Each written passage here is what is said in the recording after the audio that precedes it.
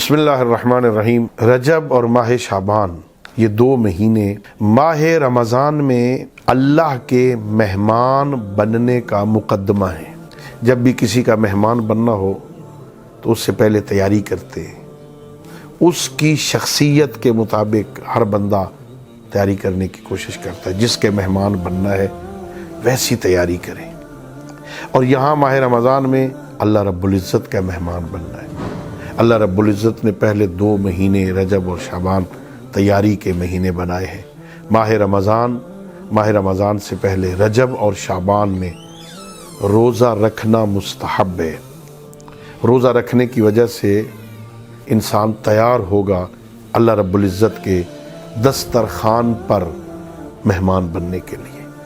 2 مہینے روزہ رکھ کے وہ تقویٰ کی اس منزل پہ آئے گا کہ اللہ رب العزت کے دسترخوان پر مہمان بن سکے۔ میدان قیامت میں جب اعلان ہوں گے تو بہت سارے اعلانوں میں سے ایک اعلان یہ بھی ہوگا کہ رجب والے کہاں ہیں؟ اَيْنَ الرَّجْبِيُّونَ، رجب والے کہاں ہیں؟ پوچھا جائے گا وہ رجب والے کون؟ کہ جنہوں نے اس کی عزت کی ہے، ماہ رجب کی۔ اس کی عزت کیا ہے؟ کہ کم از کم 1 روزہ رکھا ہوگا۔ اس شعبان میں بھی 1 شعبان کو، 3 شعبان کو، 15 شعبان کو روزہ رکھنا مستحب ہے۔ پورا مہینہ بھی مستحب ہے، کم از کم 3 روزے رکھنا مستحب ہے۔ روزہ رکھ کے انسان تیاری کرتا ہے۔ اور دیکھیے بھائی، بڑا سادہ سا ایک مفہوم، اگر نماز میں کہیں شک ہو جائے تو شک کی ایک قسم یہ ہے کہ اس کے بعد سجدہ کر لو، جسے ہم سجدہ سہو کہتے ہیں۔ وہ غلطی جو ہو گئی وہ معاف ہو جائے گی۔ اللہ سمجھا رہا ہے، میری نماز میں، میری عبادت میں غلطی ہو گئی ہے نا، سجدہ کرو، غلطی معاف ہو جائے گی۔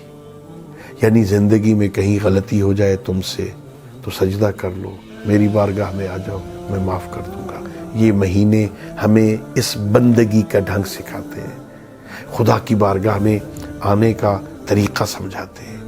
ماہ شعبان میں اپنے خالق کا قرب حاصل کرنے کے لیے جہاں مخصوص اعمال ہیں، شب نیمہ شعبان کے اعمال، غسل کرو، یہ دعائیں پڑھو، یہ نمازیں پڑھو، بہت مختصر سی نمازیں پڑھو، نمازوں کے بعد پھر سجدہ کرو اپنے رب سے۔